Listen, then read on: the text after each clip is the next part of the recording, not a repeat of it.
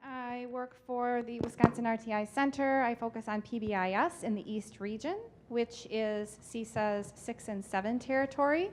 And I am here with Kent Smith. Hi, my name is Kent Smith. I am a Regional Technical Assistance Coordinator for the Wisconsin RTI Center. I support schools implementing PBIS in CISA's 4, 10, and 11, so the western part of the state. I'm also part of the state-wide Culturally Responsive Practices work group. So I train and support schools around the state as they start implementing culturally responsive systems. We also have an exemplar with us today who is... Hi, my name is Sarah Wong. I'm a school social worker in the Germantown School District, and I serve as external PBIS coach to the middle school and 2 elementary schools. Yep.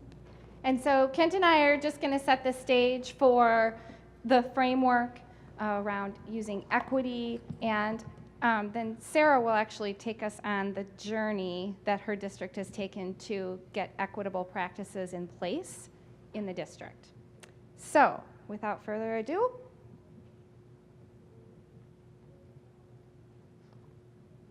okay, first of all, just the assessment connection. We are connecting to the TFI items around teaching, around discipline, around feedback and acknowledgement, database decision making, and annual evaluation. Journey to the Center of the Earth, if you're familiar with that movie. We're not going to, talk about volcanoes or running from dinosaurs or anything like that, but just knowing that this is a journey. And equity is in the center of our framework. And equity is woven throughout everything that we do. It's not a thing that stands on its own. So putting it together in Wisconsin, we don't have just RTI and PBIS and then culturally responsive practices. It's really a whole system of supports, and they all work together. They're not separate. And we really want students to be successful. So this is that graduation, college and career ready vision that we have in Wisconsin. And we're doing that through an equitable multi-level system of supports and looking at knowledge, skills, and habits that support our students. We're focusing in on how do we use equity and equitable practices to get the knowledge, skills, and habits for our students that they need to be successful. So here's the framework. I'm sure you're all familiar with it. I just wanted to quickly go through the pieces of the framework. So like I said, equity is at the center, and it's embedded in all of the other key features. We have 11 key features: high quality instruction, strategic use of data, and collaboration. So those are the pieces that go back to those circles that Dr. Lewis was talking about this morning. So your data systems practices relates to our collaboration, our data, and our high quality instruction. And then all these other pieces that are around the edge all work together. So we've got our continuum of supports, our family and community support. Universal level of support is needed for everything else to be successful. The systemic implementation is what Sarah is going to be referencing. How does the district support as a system equitable practices? We need that strong shared leadership and a positive culture in order for things to really take hold. And evidence-based practices. We want to use things that work. Okay, so those are the 11 keys, and today we're really zeroing in on systemic implementation and positive culture. So my question to you is around intentionality. And we know that in order for students to feel like they are successful and for equity to truly happen, students need to see themselves in our system. And the families need to see themselves in our system, which means we need to make sure that we're being really intentional about making them feel like they belong. So my question is, are we being intentional? about how we structure our school environments to encourage a sense of belonging. There's some science around belongingness, believe it or not. So here's just a typical scenario that kind of sets the stage for what things can look like for kids and then how that impacts how well they do in school or whether or not they end up staying in school and graduating. So we've got a kid that feels isolated, feels like an outsider, they feel like they don't belong, which sets the stage for all this cognitive energy that they could be using on learning really being devoted to all that stress and worrying about whether or not they fit in. It's like that monitoring system for threats kicks in. And then that leads to all of this energy for social engagement and learning really decreasing. And then we have things that are the outcomes: social pain, disengagement, lower grades, dropout, mental health, and so on. The list, you know the list.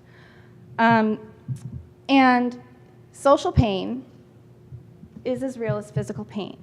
So when we have students that are on the outside edges, that don't feel like they belong, that we know are ostracized or marginalized, we might say to them, we know that you feel this way, but we really need you to put that on the side right now or stick that in your back pocket so you can focus on learning. But we would never say that to somebody who broke their leg. And what we really know is that social pain comes from the same place of the brain as physical pain. So we really have to be intentional about how we set up our environments so we can at least not have the social pain piece from not feeling like they belong or not feeling like they have an adult that they can connect to. Just a little more setting the stage around equity and why we need to be really intentional about certain groups of kids that we support. We have a lot of kids that are committing suicide in the state of Wisconsin. And each day in our nation, there are over 5,000 kids that attempt suicide every day between the ages of grades of 7 and 12. And one of the comments that they often make is, I don't think anyone would miss me if I was gone. So back to that, do I belong? I don't feel like I belong. We also know that when we look at suicide risk factors, the school environment actually is a risk factor. So what are we going to do about that? If kids are struggling with classes, they perceive that their teachers do not like them or care about them. They don't feel like they matter. And so when we set up our system for equity, and we set up that positive climate and culture, we have to think about who we're serving and what we can do to make them feel like they belong.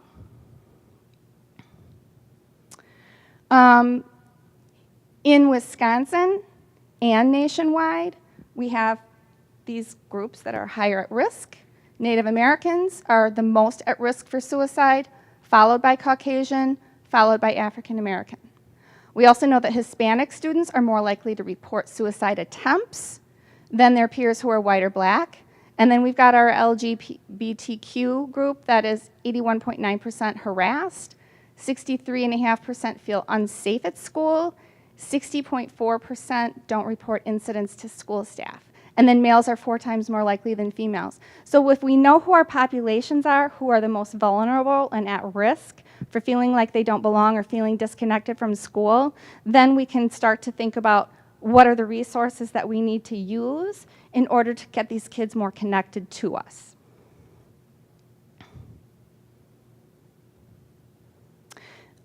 This is the number of students who do not graduate from school each year nationally. 3,030,000. And greater than 20% is the graduation gap between white students and black or Hispanic students in Wisconsin. So these are just some more statistics for you to build the case of why do we need equity, why do we need to focus in on equity at the center of our framework. You may hear people say things like inequities don't really exist. We're not hearing that as much in Wisconsin anymore as we used to. Maybe 5 years ago, we were really getting a lot of that, well, you can make data say whatever you want it to say. But we know that that's not true. And we have even more data to take you even further down that road if you want to convince people. Just African American graduation rates. In 2018, 75% of African American students have graduated. And we have this 6-year graduation rate for kids who are currently in the first grade, African American students. We know that in 2027, am I saying this right, Kent? Because I think this is your slide. Yep. And then 2037, 2 generations from today, we should see greater than 98% graduation rate for African American students. The goal for getting to 100% African American students graduation rate, if we continue at the pace we're at, will be 2042. So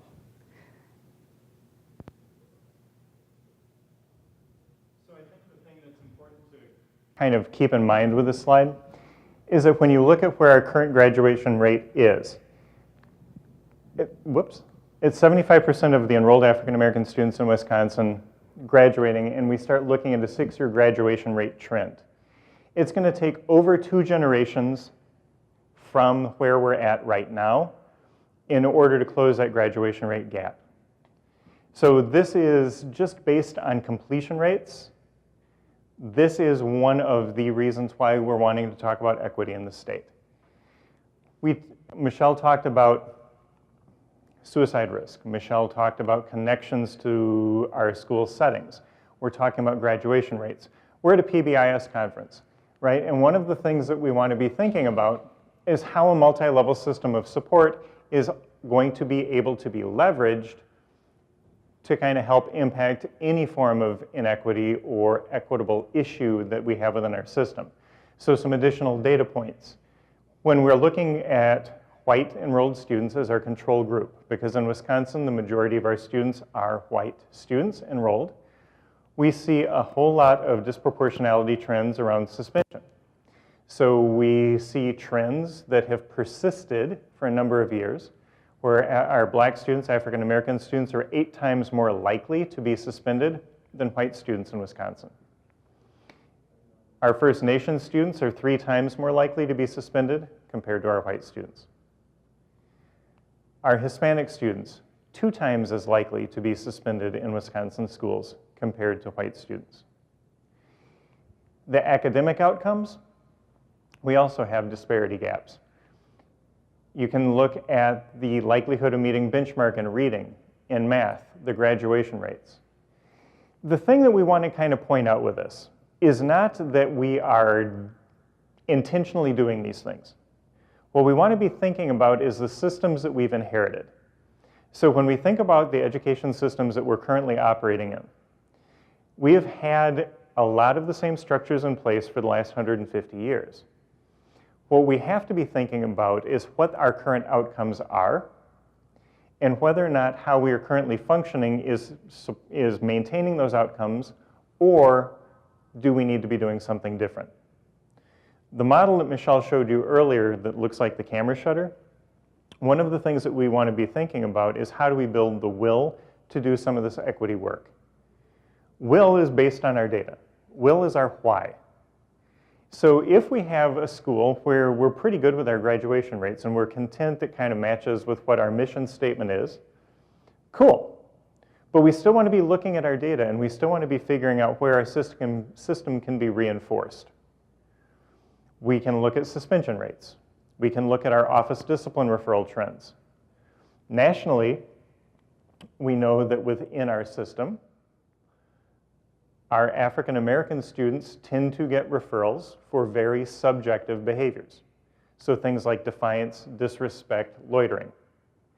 White students get referral for very objective behaviors. So things like fighting, attendance, weapons, and drugs. If you think about that subjective-objective piece, objective behaviors, so things like fighting, attendance, are really easy for us to build consistency among our staff, right? We know if somebody got in a fight because somebody threw a punch, somebody's bleeding, somebody saw it, right? We know that there's some drugs involved because somebody's got a joint stuck behind their ear. However, when we start talking about those subjective behaviors like defiance and disrespect, this has a lot to do with us as practitioners. Our backgrounds, what we define as subjective, things like defiance and disrespect. So we want to be thinking about how our systems are currently operating based on our data and figuring out kind of what's going on, how do we start targeting and reinforcing it. So one of the ways to do this slide shows 8 times more likely, 3 times more likely, 2 times more likely, 3 times more likely. These are risk ratios, right? And what a risk ratio is a tool that a team can use to look at their outcomes and start identifying where their needs lie. To do this, it's a pretty simple calculation once you kind of understand how to do it. So in Wisconsin, we can look at our demographic enrollment. We see that our white students make up the majority of our enrollment statewide, about 75.7%. We can see other groups that we want to compare against. So our black student enrollment in Wisconsin is 7.9%, Asian student 3.3%. What we want to be thinking about is a given outcome based on the demographic enrollment and the likelihood of getting that outcome. I'm going to skip this to kind of, nope, I'm not skipping this, to kind of give us that likelihood. So what you're going to be doing, if we're looking at something like graduation rate, we find our control group, white. So of the 70+% of students in Wisconsin that are enrolled white, they graduate in 4 years at a rate of 93%. If we pick a group that we want to compare against, so in this case, let's take black, we know that demographically they're about 8% of our statewide enrollment. Of that 8%, only about 65% graduate within 4 years. So the risk ratio in this case is really easy to calculate. This is your numerator, so this is the number on top of our dividing line. This is the number on the bottom, our denominator. And we do the math, we divide. So we see a risk of graduating within 4 years, or graduating in more than 4 years. That risk ratio is available to any school by going into WISE and looking at what your local data is for given outcomes. We have a risk ratio calculator on our website that lets you plug that data in and not have to do any math at all. But what we're encouraging schools to do is every time you have a leadership team meet, you look at those risk ratios are based on some of those outcomes that you're targeting and kind of see what your system impact is. This gives us that why. This gives your school the momentum to say, we really want to start talking about doing equity work because we have a greater likelihood of this outcome for certain groups of students. Once we can name it, we can do something about it. The other things that have come up is around why do we do this equity work or arguments around why we don't want to do this equity work. There are 4 that are pretty persistent. And for those of you that are on the front lines and really wanting to try to push some of this, I want to give you some research and the answer to that charge, those challenges. So some of the common questions or common challenges that we get around equity. It's only 2 kids. Maybe they're just really, really naughty. Okay, so let's talk about this one. First thing we want to think about is when we talk about that multi-level system of support. The whole intention of our multi-level system of support, Tier 1, Tier 2, Tier 3, is to build a foundation that is applicable to all students, that will support students with the most significant need. We don't start building a multi-level system of support for the 85% of students that are going to be fine. We build a multi-level system of support in order to support effectively and efficiently the 2% of our students that need help the most. So fundamentally from the outset, this small n argument, we really want to challenge, right? Because our system really is supposed to be supporting students with the most significant needs. And if we're talking about naughtiness, right? Naughtiness is really one of those subjective behaviors too. Typically, when we talk about student error, behavioral error, the vast majority of students get behavioral error, office discipline referrals, or minors because they don't have behavioral fluency within our settings. We need to build that fluency by teaching and reteaching. The behavior is new within the setting, right? So what respectful looks like in classroom or respectful looks like during group instruction isn't willful defiance the majority of the time. It's, I don't know how to engage in group discussions because what you're asking me to do is something I haven't been taught how to do, right? So behavioral error is one of those main reasons. Equitable multi-level systems of support, right? That 85% is what our universal should reach alone. It gives us the foundation to support those high-intensity, high-need students. The other thing we want to think about with this small n scenario is that for an individual school, that may be the case.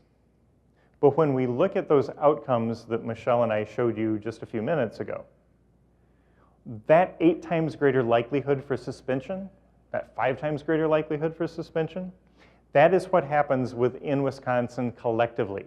So a school that might only have 2 of this particular student plus another school with 2 students plus another school with 2 students, that's what gets us into this mix, right? When we start looking at the sum of all of these small schools or small n schools that are showing the similar outcome, that gives us the aggregate problem. So the small n, this 2 students, isn't a valid argument.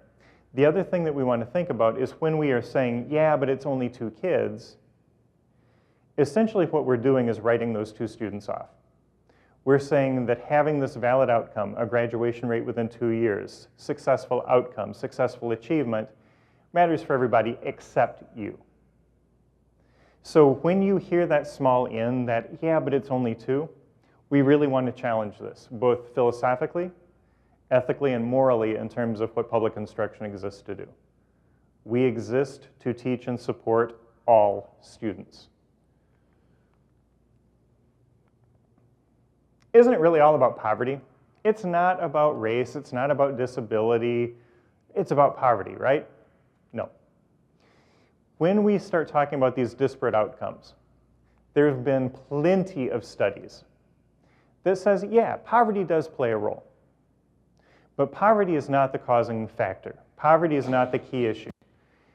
Racial disproportionality remains in Wisconsin, and racial disproportionality remains nationwide when we look at these outcomes when we control for poverty.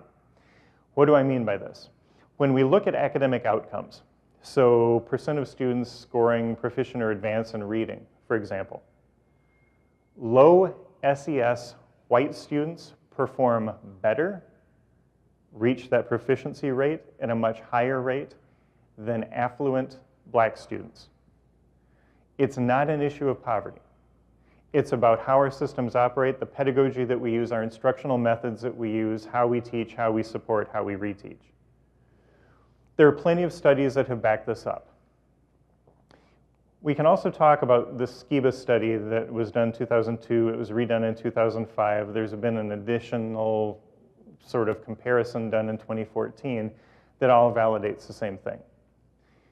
That poverty discussion contributes to that disproportionality, but it does not cause it. So there's a correlation, but not a causation. And every single time the study is done, every time the data is pulled, we see the same patterns play out. Race is the bigger indicator of success than socioeconomic status is, period. This one shows up a lot when we start talking about PBIS and we talk about behavior referrals and we talk about suspension. This shows up a lot when we start having conversations about the school to prison pipeline. And the argument is, well, aren't black boys just more violent?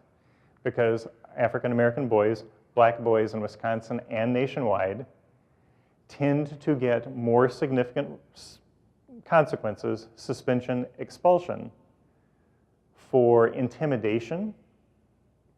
So when we start looking at that data point, the logical argument is, well, aren't they just more violent?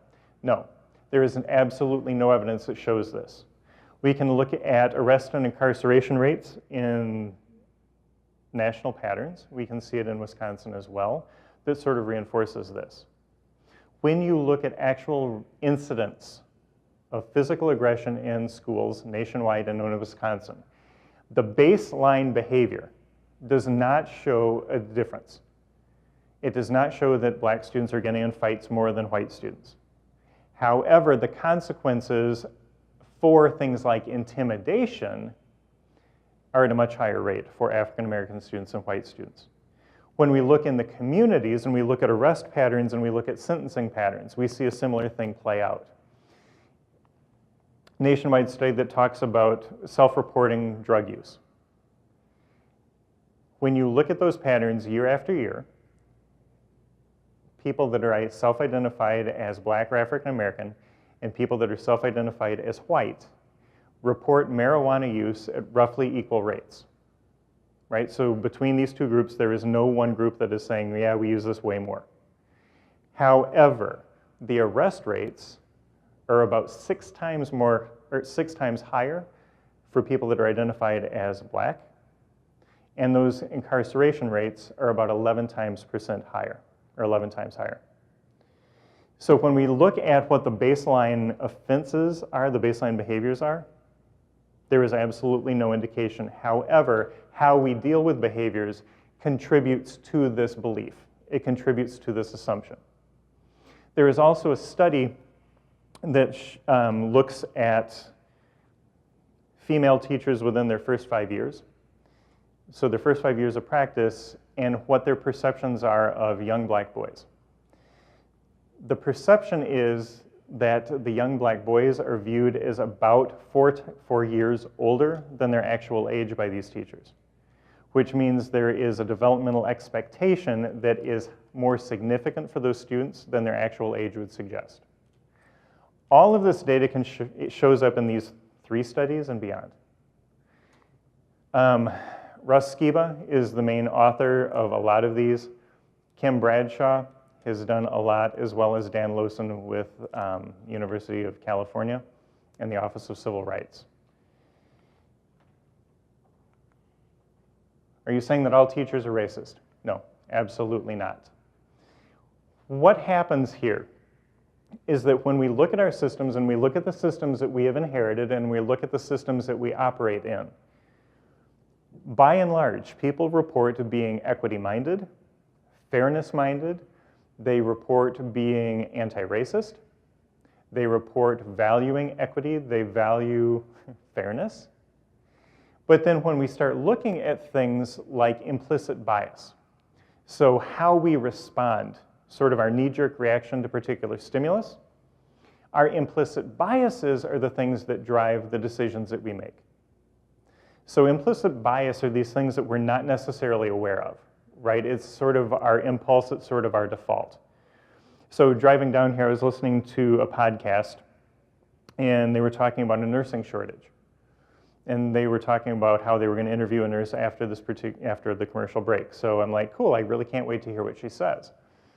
The nurse comes onto the podcast, and the dude has got this super deep voice, right? And my implicit bias was right there, right? I heard nurse, I thought nurse equals female, without even being aware of this, right? Even though they're male nurses, clearly. We all have these implicit biases, right? It's our default. It's how we make sense. It's our first sort, our first filter of the world. So when we see something like a behavior, so we see somebody who blurts out, and your implicit bias is, well, well-behaved children should raise their hand, right? They blurt out, you're not aware that you're thinking this, so you say, you know, if you do that again, X is going to happen to you. That is your implicit bias at work. Those implicit biases are more likely to take place when we have sort of these precipitating events within ourselves. So if we're hungry, if we're tired, if we're frustrated, right? These make it more likely that we're going to act rashly based on our bias. There's a study that talks about this. It's called the Monday morning morality effect. And it looked at the likelihood of people that are up for parole actually getting parole. They were more likely to get granted parole on Monday mornings when the people that hear the parole cases have been rested, they've been fed, they've been relaxed. You're less likely to get parole toward the end of the week when your parole hearing officer is tired, is cranky, is frustrated. So this is something called a vulnerable decision point. That likelihood that our own internal states, our hunger, our frustration, our fatigue, any of those things make us acting on our unconscious bias more likely. So when we start thinking about schools, we start thinking about our practices, we start thinking about behavior. Behavior is fundamentally personal for all of us, right? We all have those buttons that are pushed. When we are tired, when we are cranky, when we're asked to deal with large groups of students plus large groups of staff in small classrooms, all of these things that we know, that's part of what happens here, right? That our implicit biases are accumulated, our implicit biases are activated. So no, we're not saying that all teachers are racist. We're saying that as educators in Wisconsin, we tend to have a collective default because statistically in Wisconsin, our educators are about 72% white female. Our schools are reflections of our communities that are predominantly white, predominantly middle class. That identity itself means that our schools are going to act in a kind of predisposed way based on that implicit bias. So once we understand this pattern, right, we're faced with two choices. We look at the risk ratio, we look at the data, we look at what's happening in our schools. We can either do nothing, in which case we're going to perpetuate these outcomes, or we can start saying, okay, I'm not okay with this outcome. We can do better. I don't know what to do necessarily, but we need to move. Maybe it means I take the Harvard Implicit Association test and I look for my own implicit biases. Maybe it means we start by having a book study. Maybe it means we go to a training. The thing is, there is no one way to do this. There is no right answer. But what we tried to do through this will building is create the momentum to do something. So we're not perpetuating 150 years of the same patterns, right? And that's what the journey to the center of the model does. Isn't this about the families, not the systems? You can see the screen here as well. Just like when we start talking about race or we start talking about poverty, this really is about the systems and the outcomes that we get, right? If we're not paying attention to how we deliver, then our outcomes are going to be by a default.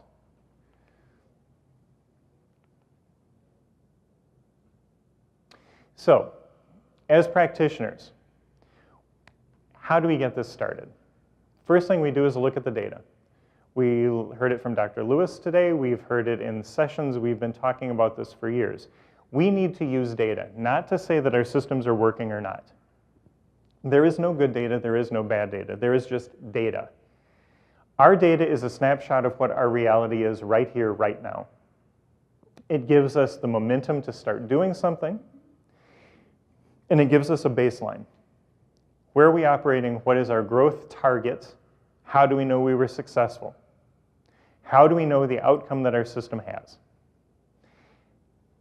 That data is your entry point into doing this work, into the center of the model. So the first thing we're looking at is what is the impact our system is having on our families and the outcomes that we seek. From that point on, you start looking at the resources, you start looking at all of the different variables and how are we going to leverage these. We want to look at the who and the why does that data happen. The risk ratio that I talked to you about, we have a calculator on our website.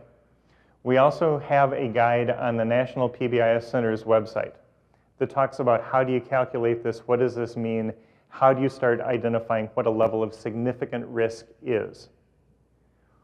Is a risk of 1.1 significant, or is a risk of 1.5 significant? This helps you understand where a risk lies. Disproportionality for students with IEPs. We see a pattern with this. There's some guidance that's available on the national website as well as ours that starts looking at why we see that pattern and what we can do to start impacting it. You heard Dr. Lewis talk about that this morning. There's a lot of these different places. Our WISE climate surveys, WISE Explore, our CSAs have consultants that can help you calculate that risk ratio, understand what the reality is, start figuring out where your priorities are. The data is where we want to start, period. And we've got the resources to help with that. It kind of boils down to this. So risk ratio is our reality. It's where we are right here, right now. What you want to use that for, though, is to create sort of this cognitive dissonance, this imbalance, right? To point that out, that says, we believe all students can succeed. But the reality is that we have a group of students where our system is not working.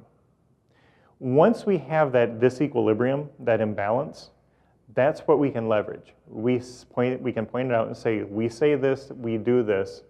Are we okay with that, or do we need to move?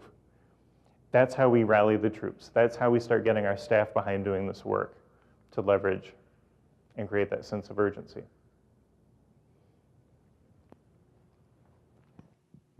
Okay, so we've got a lot of data that we collect through risk ratio, through looking at student achievement and attendance and our behavior data. But now we can collect some data on ourselves as a district by using a process kind of like this one. I liked this process because it directs you to where we are now, to where we want to be, and collecting more perception data, as well as doing some visioning. So in the first box, that desired identity is really, where do we want to be in the future? And what do we really stand for? Is equity part of our mission?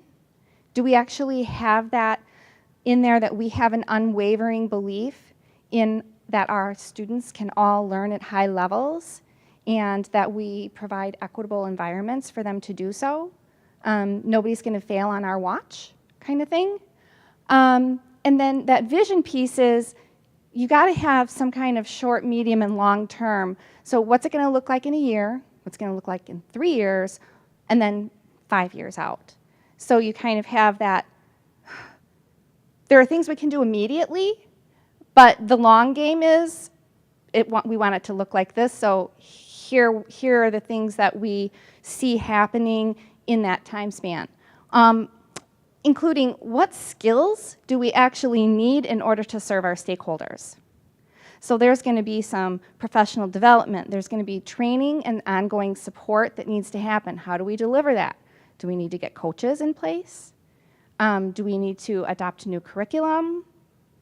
Do we need to have some experts come in and train our staff so our teams can train the rest of our staff? So there's got to be that kind of a plan for training, coaching, and ongoing support. And then the values.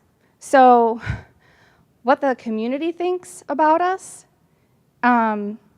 is what we communicate to them, right? So what are we currently communicating, and what do we really want to communicate about our values? The second piece is, what is our current identity? What do our inside people think about what we really stand for? So who we are, strengths, weaknesses. You're going to want to survey your employees. You're going to want to look at your student outcome data, which Kent talked a lot about. And then based on our results, what do we appear to value? So here's what we say we value, or we want to say we value, but what do we actually appear to value? Next piece is, it kind of gets at that belongingness thing that I was referring to earlier, the physical identity. So what's observable and what do we feel? So when you walk into a school building, you can feel whether or not people are accepted, whether it's a welcoming environment. And so what do we see? Even thinking about things like logos, environments, newsletters, websites. How inviting are they? How accessible are they? Did we spend any time asking our stakeholders what they thought about our environments and what we're communicating, the vehicles we're using to communicate, our social media? The sounds. What kinds of things are we hearing in those environments? What do we hear teachers saying? What do we hear teachers saying to kids? What do we hear kids saying to kids? What do we hear our office people saying as people are entering the office area? What does our signs say? What does our furniture say? When families come in, are they given little chairs that are lower than the counter, so they're not even visible and somebody might even forget they're sitting there? So all of those pieces come into play, and you can't get that without kind of taking a step back. We call it like the balcony view, like an objective, non-biased view of something that I have ownership in. It's kind of hard to do, but gosh, if that was me as a family member walking in, or if that was me as a kid walking in, what would I think? How would I feel? What would I see? And so then that leads us to climate. And what is the general mood? And do you see any barriers? Then the last piece is that current image. So we really need to get the stakeholders to give us information. So we can do surveys, we can do listening sessions, we can do interviews. So you're going to want to think about who is in our community, who are the students we serve, who are the families we serve, and what kind of questions do we want to ask. So that's going to take a little research. There are some good survey and listening session materials out there that other districts have used. And then find out, what do they really think about our practices and our policies? Do we say one thing, but then a practice we have in place or a policy we have in place communicates something different? Punishment. Are you allowed to participate in sports if your grades aren't what we think they should be, even though we know that being on a sports team or some club in our school is going to make you feel like you belong more? To have that sense of identity and connection to the school, but you screwed this part up, so no, you can't belong. So do we want to send those competing messages? Get that information from your families and from your kids, and that's where you start going back to what's going to happen short-term, medium-term, long-term to kind of do that long-range planning. So I thought that this was a pretty nice tool. The resource reference for it is in the notes on our slide, because I kind of modified it. I stole it and modified it. So use it if you like it, leave it if you don't. What's next? Where's my clicker?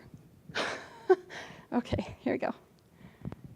So before we turn it over to Sarah to talk about her school district.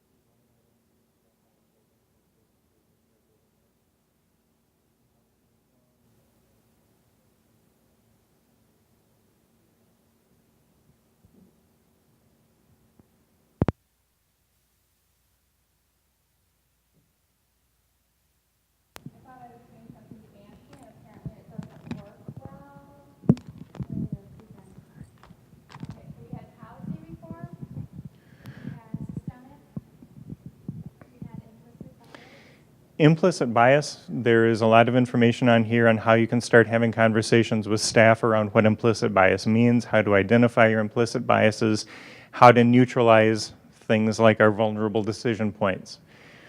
The 7 Experiences is a professional development model that's available to you for your schools to use to help identify and start learning about the cultures and the groups of families that we serve.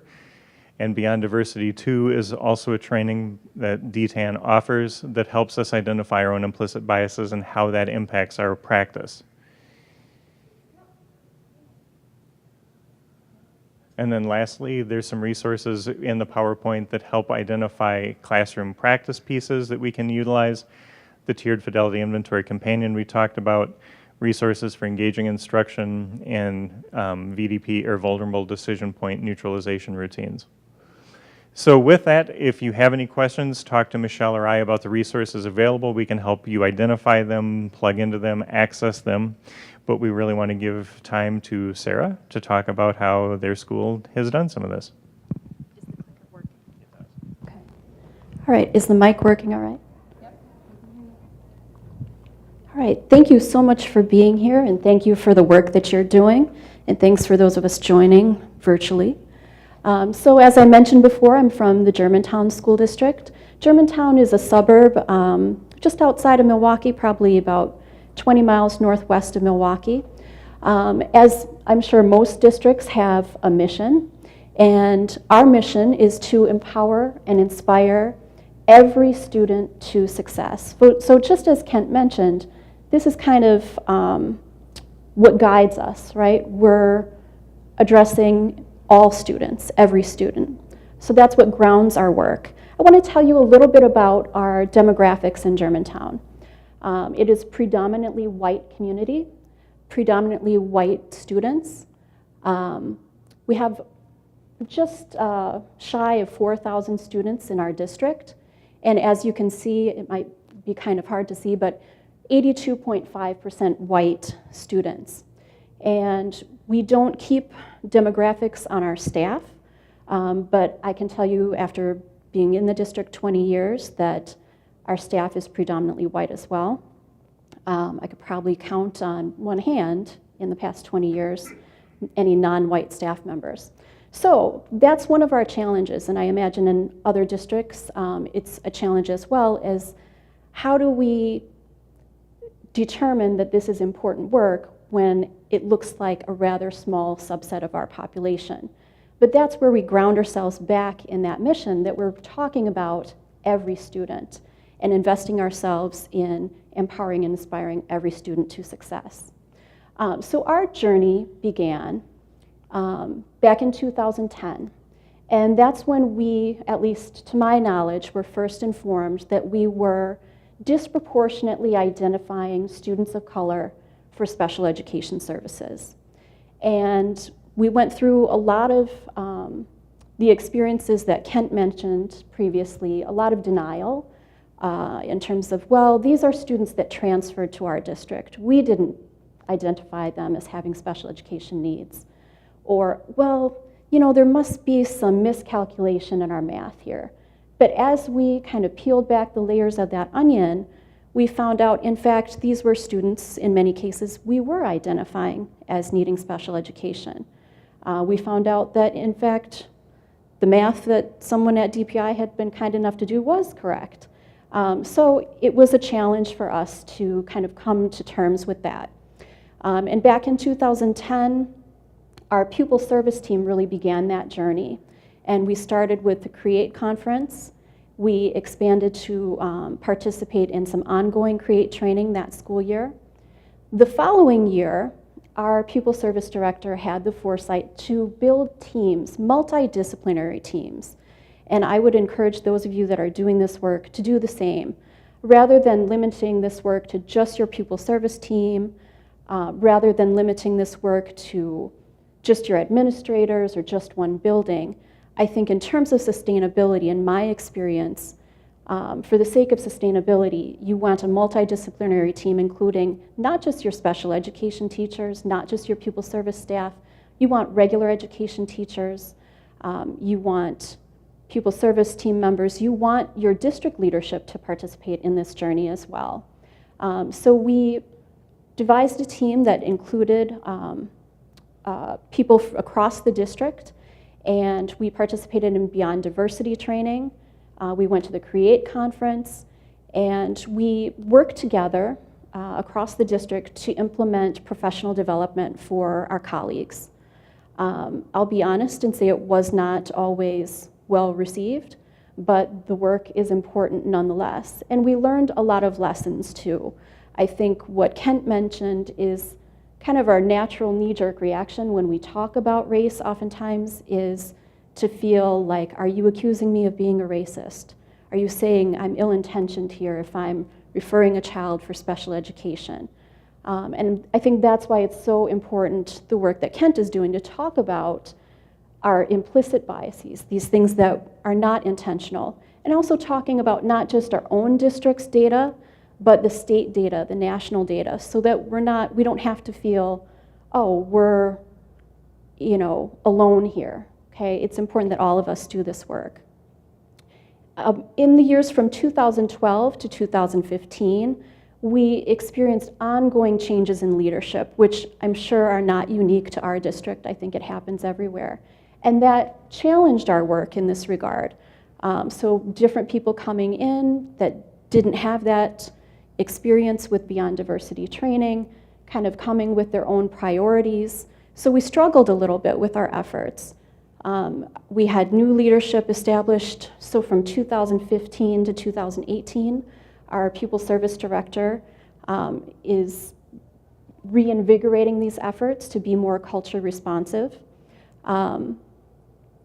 As Kent mentioned, looking at your data is essential. So as I mentioned, our journey began back in 2010 when we were first identified as being disproportionate. Unfortunately, we continue to be identified as disproportionate. What this graph behind me represents is that Black students in our district between 2014-15 and 16-17 were nearly 3 times as likely to be identified as having an other health impairment.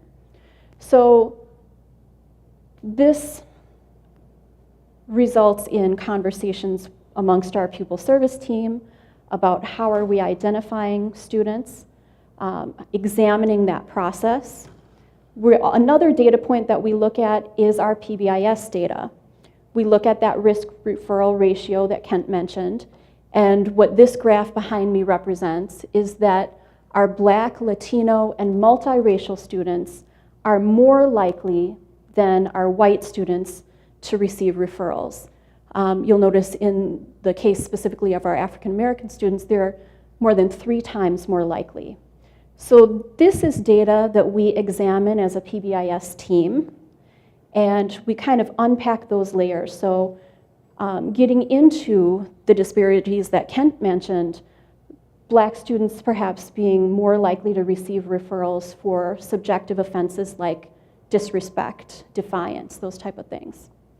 So in terms of the actions or activities that we've taken as a result, again, we analyzed this disaggregated data as a PBIS team at our monthly PBIS meetings for Tier 1. We examine those subjective behaviors like respect, and we share strategies with the teaching staff to teach and model respect. I have a link here to a video of an example of a school in Menominee Falls that engages their students in establishing in their classroom what does respect look like. For the sake of time this afternoon, I won't show that, but that is a link that's in the PowerPoint that you can follow on your own. But again, it's students sitting down at the table establishing from their perspective in a classroom, what does respect look like? What does respect sound like? So this is a tool that we've shared with our teaching staff that hopefully they can use in their classrooms. Also as a PBIS team, we kind of re-examined how we were doing our acknowledgement system. And for quite some time, we were emphasizing individual acknowledgements. And it kind of dawned on us as we were looking through a different culturally responsive lens, talking about how some people tend to value collectivism more than individualism. We decided to kind of retool our acknowledgement system to have some celebrations that were more school-wide, were more collective. And the response has been very positive to that, both the students responding positively, families responding positively, and staff. We're also in the process of reconsidering those exclusionary practices, as was mentioned by Kent and a previous presenter in another sectional I went to. When students are excluded, whether that's a detention, suspension, they're missing out on instruction and they're not learning. And if, again, we're invested in empowering, inspiring every student to success, they need to feel a sense of belonging, they need to be a part of that classroom. So our school is looking at restorative practice as a way to repair those relationships and keep kids engaged in the classrooms rather than relying on those exclusionary practices without teaching the skill that we want to see. We also have done some work with staff on examining our own cultural beliefs and values, those that we were raised with when we were young, those that we now have as adults, and how those are either a match in certain environments or a mismatch, and how that might influence how we experience student behavior in our classrooms. We also we shared with our staff a video by Rita Pearson. Again, there's a link in the PowerPoint, you may have seen this, but an example of validating, affirming, building, and bridging. So students come to us with different experiences from their home setting, from the community setting, and their behaviors may serve them well in one setting and not the other. Not to say that it's good or bad, but it might not serve them positively in the school setting. So how do we teach students to be successful in multiple settings and teach them the skills to do that? In terms of district supports, we've been fortunate to have our district administrators support training opportunities, including a recent, this was last fall, the Innovations in Equity. I also highly recommend the Building Culturally Responsive Systems. That was a multi-part training that was very valuable. Also, PBIS networking sessions, the leadership conference. Again, our district administrators have been very supportive of those training opportunities. Our building principals are also very active members of our Tier 1 and Tier 2 PBIS teams. And our pupil service team members provide support to our teams as well. The school social workers in our district serve as external coaches, and our school psychologists serve as team members. So those are some ways that our administrators and pupil services team supports this work in our district. In terms of the outcomes and changes as a result of this work, I'm pleased that we have some principals and PBIS team members that are willing to reconsider those exclusionary practices, and they're eager to explore restorative practice. I think that's a real win. Also, our pupil service team has been engaging in conversations about disproportionality, despite some differences in opinion. Those same arguments that Kent mentioned earlier are the same arguments that we've had as a team and within our district. But I think we can't let those differences in perspective or opinion close the conversation. We have to have more conversation about that. So the lessons learned. One lesson is about the challenge of creating a sense of urgency, particularly in a district that in a community that's predominantly white. It can be a challenge. And I think that's when you reflect back to what is your district mission? And I'm willing to bet that most district mission talk about reaching every student, just like ours does. So that's how you make it relevant. I think another learning piece for me is in regard to sustainability. And I'm sure you've heard this in other sectionals too. One person or a couple people can't do this work alone. It really has to be a team effort. That one person may leave your district or take on a different role, but you have to have a team of people that's willing to share the load. A team of people also has varied experiences, varied perspectives.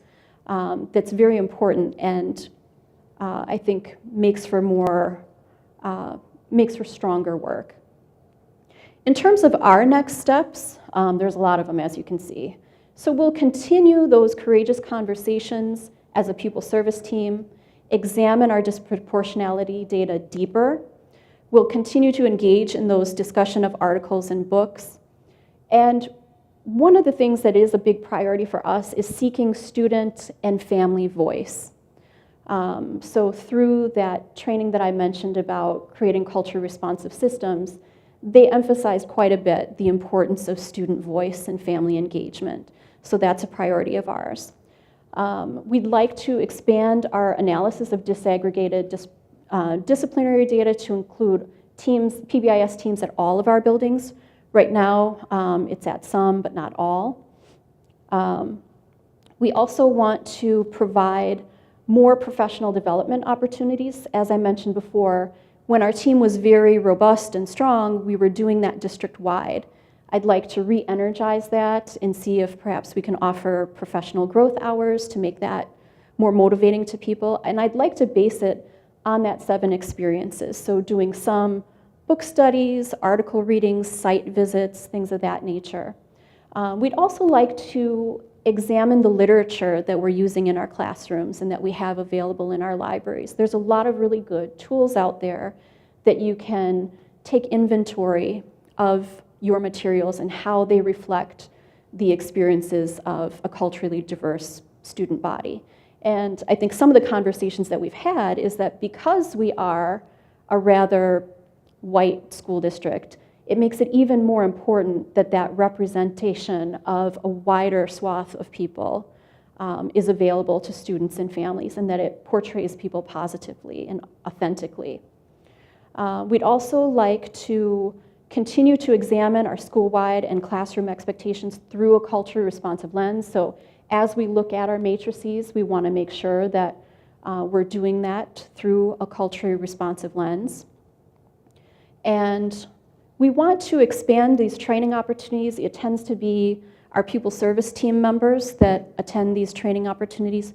We'd like to expand that to include more teachers. So those are some of the goals. I just want to end with a quote that has been meaningful to me, is that you don't make progress by standing on the sidelines whimpering and complaining. You make progress by implementing ideas. I oftentimes get bogged down in the frustration and the challenge part of it, and sometimes I let my wheels spin because I get a little frustrated, but I have to remind myself to keep going. So thank you very much.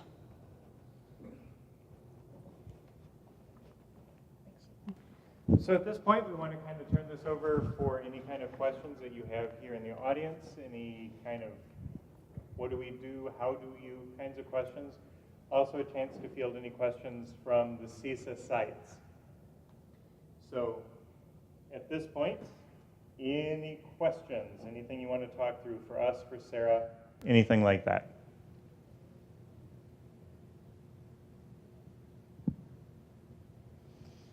Anything coming in back channel? Okay. Well, yeah, yes, sir. Do you have any advice for how you would teach staff the importance of not being colorblind? So the question for the camera is, do we have any advice for how do we teach staff to not be colorblind? There's a couple things that we can do, a couple things that we can talk about. One of the easiest, one of the most obvious and kind of most fun ways of doing it is to actually start with a Schoolhouse Rock video. If you remember Schoolhouse Rock from your Saturday morning cartoons as a kid, there was an episode called The Great American Melting Pot.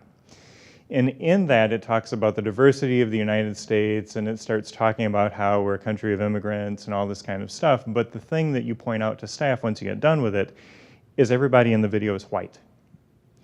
And we can start having these conversations about, all right, so let's talk then about colorblindness and kind of what this being raised to not see color really does. It's not that it's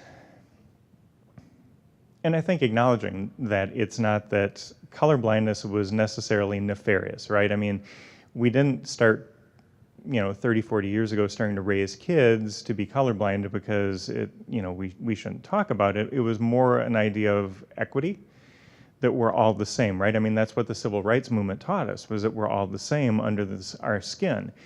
But what happened was, as the consequence of that, is it sort of made us start thinking that everybody's situation is the same, not just their character.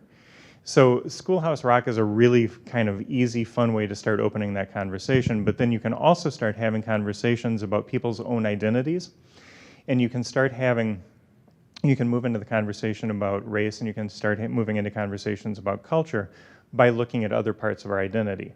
So you can talk about gender, you can talk about socioeconomic status, you can talk about things like belief systems, how many parents did you have growing up, how many schools did you attend, and start really looking at all of these different facets that make up who we are. And then you can start talking about, all right, so we can talk about all of these, why is it so hard for us to talk about race, and then really start unpacking that. So essentially what you're doing is desensitization to having difficult conversations. So those are probably two of my favorite ways to do this. Do you have any that you've used? There's also a book that has come out recently called Raising White Children, for parents, for teachers, that really starts looking at resources addressing exactly that. How do we start having conversations about colorblindness versus racial equity? That's got some kind of good teaching points and the things that we can use there as well. It's a good question, thank you. Anything you want to add, Michelle? Okay. Other questions?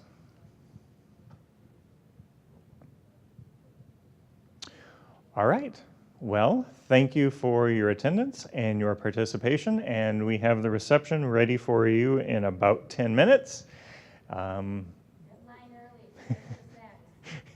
Yeah. All right. So if there's nothing else, thank you for your time, your effort, your energy, and we will see you for sessions tomorrow. Oh, we also have the reminder to do your survey. Please give us feedback, give us your thoughts. It's how we help figure out what we want to offer next year. So with that, thank you all very much.